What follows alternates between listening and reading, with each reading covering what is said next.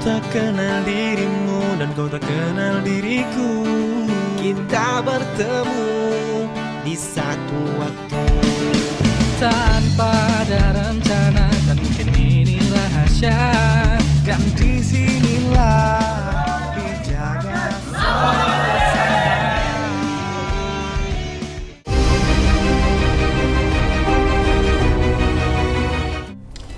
Assalamualaikum warahmatullahi wabarakatuh. Ya, baik pemirsa TV 10 yang dirahmati Allah, berjumpa lagi dalam acara Sharing Hijrah bersama saya Azmi Asgaf. Dan tentunya dalam program acara Sharing Hijrah ini, ya tentunya kesayangan pemirsa, acara ini yang selalu dinanti-nanti, kami mendatangkan tamu spesial yang insya Allah akan berbagi ilmu yang bermanfaat perjalanan hijrah dari saudara-saudara kita. Dan bintang tamu pada kesempatan kali ini yaitu Mas Aqsa. Assalamualaikum. Waalaikumsalam warahmatullahi wabarakatuh. Sehat Mas Aqsa ya? Alhamdulillah. Baik, ini telah hadir di studio TV 10 yaitu Mas Aqsa. Asli mana nih Mas Aqsa? Asli Solo. Asli Solo ya? Baik, asli Solo. Nanti insya Allah beliau akan berbagi ya pengalaman hijrah beliau. Insya Allah nanti pemirsa TV 10 bisa mengambil manfaat apa yang Bapak sampaikan. Insya Allah. Mas Aqsa. Sehat ini ya. Ini alhamdulillah. Saya agak minder Mas Aqsa. Saya juga grogi ini. Fisiknya ini saya terlalu kecil ini. Aduh, saya justru malah pengen kecil. Ini. Oh, enggak lah, pengen kecil saya ini malah. Mas Aqsa, ini kalau boleh berbagi dengan pemirsa TV 10, awal mula perjalanan hijrah Mas Aqsa itu seperti apa? Bisa disampaikan, silakan. Awal mulanya ya nggak ada yang spesial sebenarnya dari kehidupan saya sebenarnya. Saya tumbuh dari keluarga Islam yang biasa-biasa aja, jadi bapak ibu bukan seorang yang pengenyam majelis gitu, enggak. Jadi awal mulai itu justru saya waktu usia kuliah. Jadi usia kuliah itu tahun 2003, saya kuliah di ISI Surakarta, ambil jurusan S1 Etnomi Psikologi. Ya, mungkin teman-teman dari TV 10 ada ini seangkatan sama panjenengan mungkin. Mungkin ya.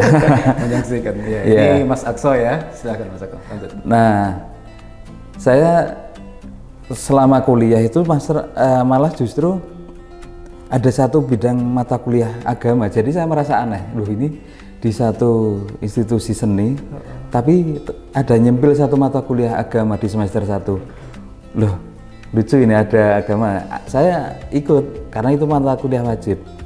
Setelah saya tempuh mata kuliah itu, saya itu merasa, enak ya mata kuliahnya. Saya itu kayak menikmati banget karena ketika kayak mungkin proses kuliah yang kita membahas seni, tahu-tahu muncul satu mata kuliah yang membahas agama, itu kayak fresh gitu di pikiran. Dan balance ya antara seni sama agama ini. Kalau di isi saya menurut saya nggak balance karena kan mata kuliah cuma di semester 1 aja. Jadi kayak cuma yang saya kayak pelengkap itu.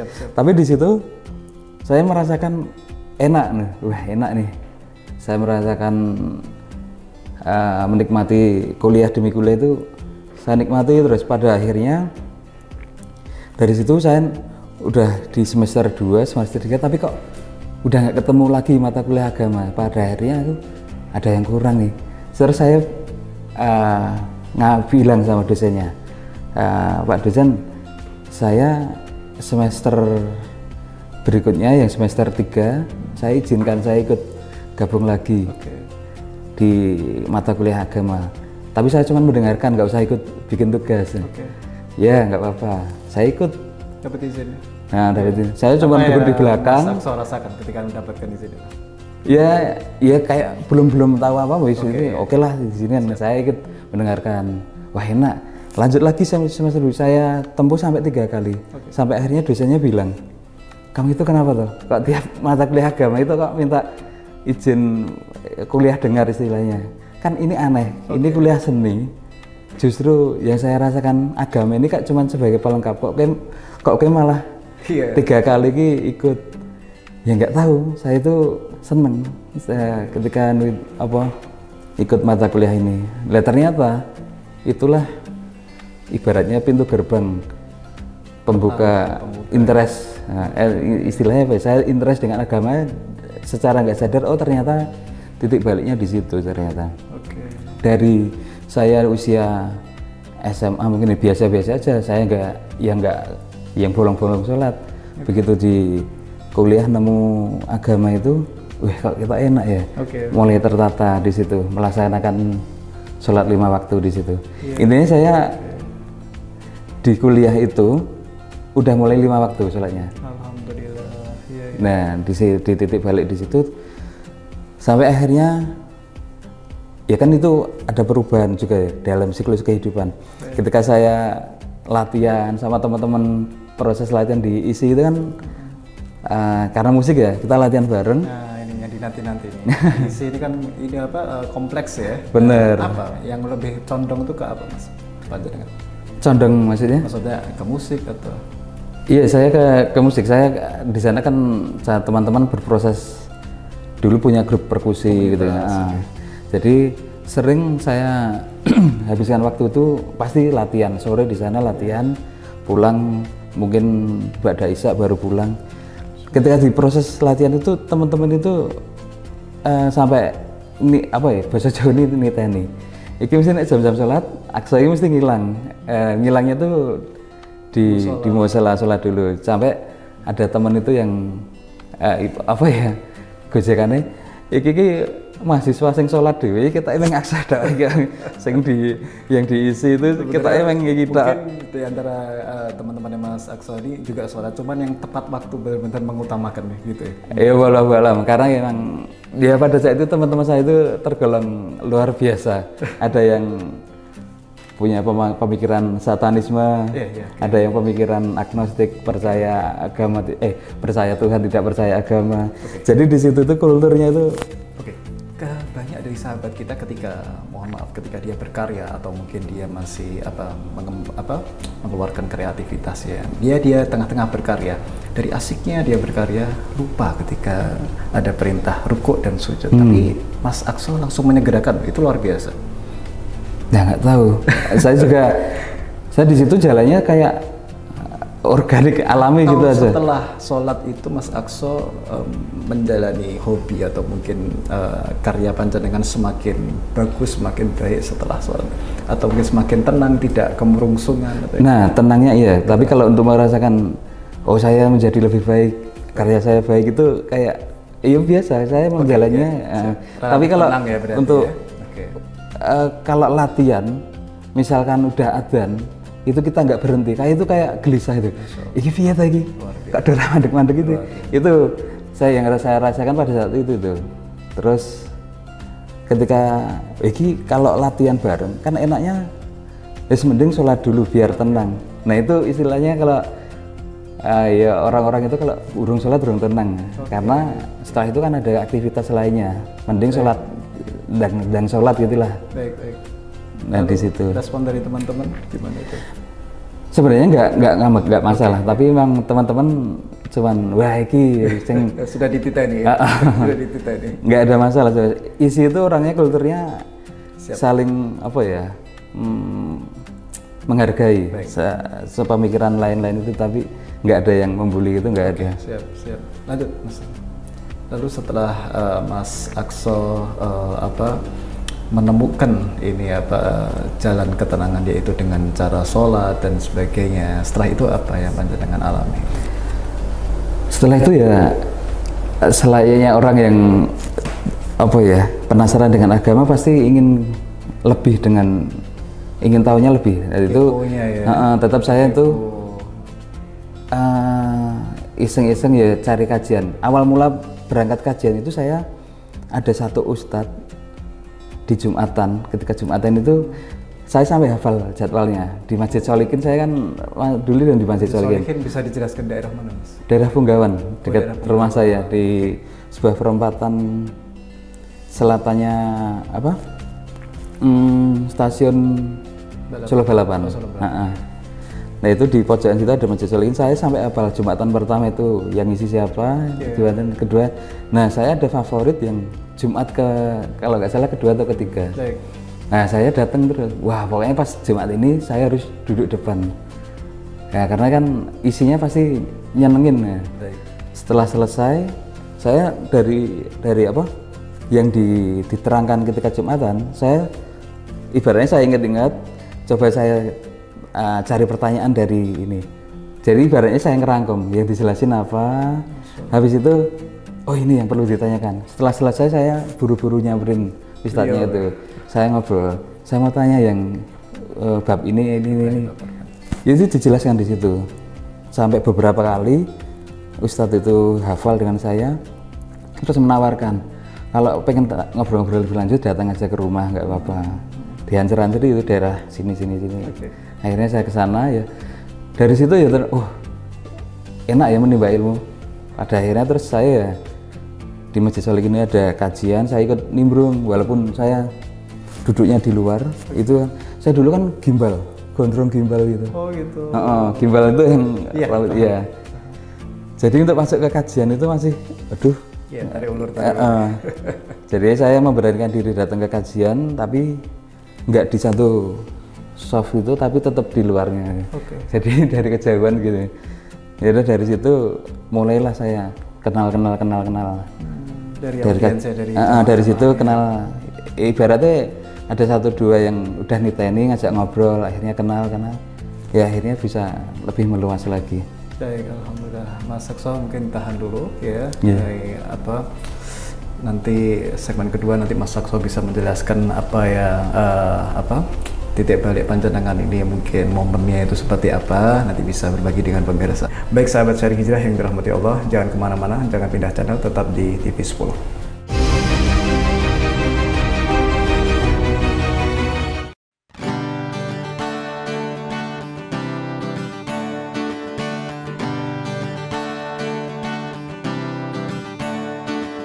Ku tak kenal dirimu dan kau tak kenal diriku. Kita bertemu di satu waktu tanpa ada rencana, dan mungkin ini rahasia. Dan disinilah dijaga.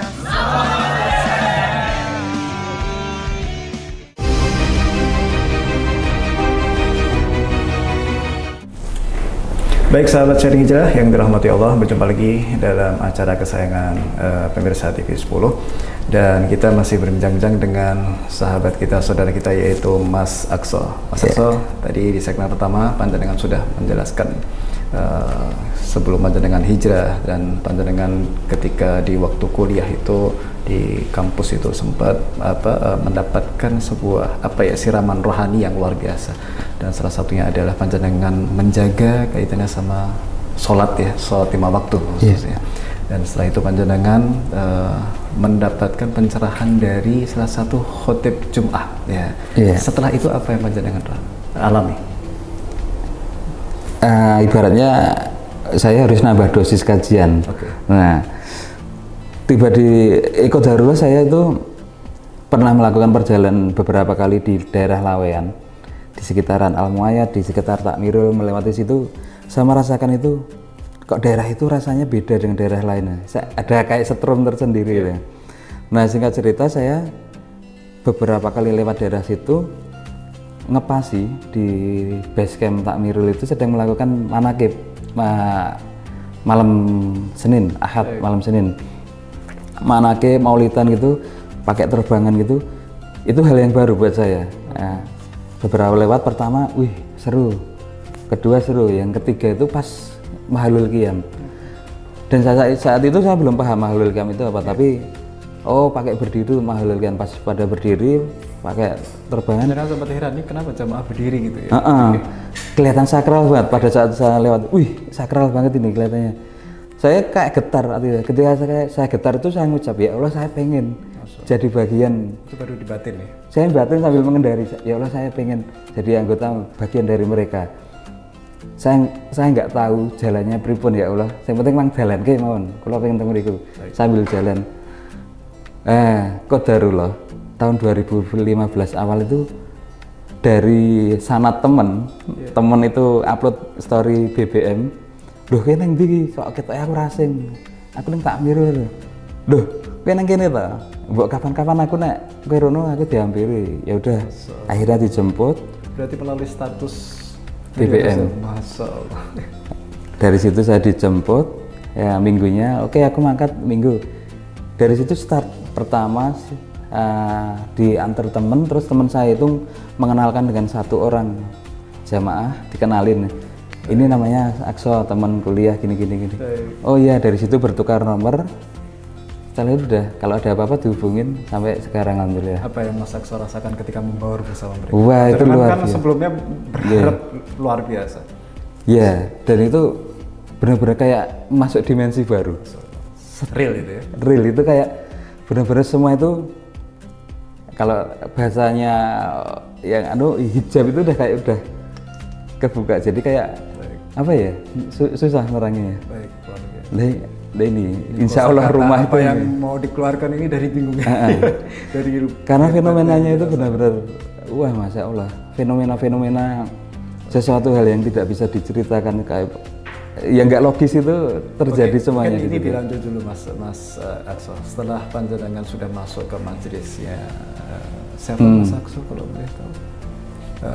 Yang Abah Ali. Di situ. Oh, Abah Ali. Abah Ali. Oke, iya. Lalu panjenengan sudah berjumpa juga sama Abah Ali. Saya di sana cuman sebenarnya ngajarinya cuman simple tapi berbobot. Wes ngaji tok, cekelen ngaji birrul walidain. Cuman pesannya cuman ngaji birrul walidain, sedekah, sholat. Wes kuwi cekelen terus ya. Ibaratnya saya kan sama Abah Ali itu nggak yang akrab-akrab banget, soalnya saya takut dengan Abah Ali. Beliau itu emang wah, keren. Biasa, ya. Saya pernah dimarahi juga karena Insyaallah, mudah-mudahan sehat panjang umur beliau. Ya dari situ saya ngetut ke Abah Ali, Quran dipegang terus, welingnya beliau pokoknya sing orang hidup dengan Quran pasti mulia. Dari situ kan saya pengen ngajak teman-teman. Teman-teman tongkrongan saya yang era terdahulu. Ayo ngaji mbak aku, ngaji enak banget loh. Panjenengan suguhkan. Nggih. Saya ibaratnya saya iki lho, aku ngaji nang kene, alah ora kaya ngono ta, wis to enak. Tapi teman-teman itu kan masih silau dengan kondisi pondok, karena ngajinya kan di lingkup pondok Takmirul. Tapi bukan di dalam pondoknya, tapi kayak di sampingnya ada namanya Basecamp Juba Rescue itu di situ. Nah teman-teman masih wah ora lah, cingkrang kabeh ngono. Nah dari situ kan wah kita Raisa gitu, teman-teman nggak bisa. Nah, pada akhirnya dari situ saya ketemu yang ibaratnya seumuran dengan saya. Kita bikin aja di luar. Jadi teman-teman yang sebenarnya pengen ngaji itu, teman-teman itu sebenarnya pada pengen ngaji gelisah, tapi nggak tahu mau ngaji di mana. Karena dia melihat Mas Akso mengalami gitu, bukan hanya cerita-cerita saja. Mas Akso mengalami, dia sebenarnya pengen, mungkin juga pengen suasana yang mungkin sesuai diharapkan dulu gitu ya. Pada akhirnya saya bertemu beberapa teman yang sepantaran, seumuran, dia nggak coba wae, kita bikin di luar, biar teman-teman yang di luar itu nggak perlu datang ke sini, nggak perlu pakai kita penting tetap dia bisa belajar Quran. Akhirnya, maaf, bisa dijelaskan di depan itu maksudnya gimana Mas Akso? Maksudnya tetap di masjid itu, cuman di depan atau gimana? Di luar Basecamp. Jadi di luar Basecamp, di tempat lain. Saya bikin itu di Masjid Ar-Rahman. Masjid Ar-Rahman itu daerah Menan. Karena tongkrongan saya itu dulu di dekat situ. Ada namanya komunitas SEM. SEM itu kumpulan anak graffiti, BMX, band. Di situ saya nongkrong di situ semua. Saya dulu nongkrong di situ. Ini kita bikin tempat kajian di dekat tempat tongkrongan aja. Karena apa? Biar deket. Kalau teman-teman mau ngaji habis itu nongkrong biar deket. Alhamdulillah qadarullah di bulan Januari tanggal 26 tahun 2016. Nah, kita adalah perdana ngaji. Cukup lama, Mas. Iya. Alhamdulillah. Ngaji ada sekitaran 6 orang. 6 orang udah belajar. Jadi ilmu yang saya kan di sana nol putul, nggak bisa baca Quran. Alhamdulillah dari sana udah bisa Quran, belajar dari Iqra, terus sampai Quran. Setelah Quran saya berani untuk ibaratnya ngajari teman-teman, ibaratnya memberanikan diri. Dari 3 orang yang saya ajak dari Takmirul tadi, ya dia kan wis Quran, dia ngajari Iqra wani iki. Nah, terus kita bikin itu. Teman-teman kita ajarin Iqra. Siap. Dari situ alhamdulillah sampai sekarang. Komunitasnya namanya Rata-rata anak-anak muda semua. iya, Baik. alhamdulillah anak muda seumuran. Baik. Lalu di situ selain mengaji Iqra atau mungkin tadarus Al-Qur'an, kegiatan apa lagi Mas mungkin Yang di ini yang komunitas yang baru. komunitas yang baru ya? Komunitas baru itu namanya Jaga Sesama.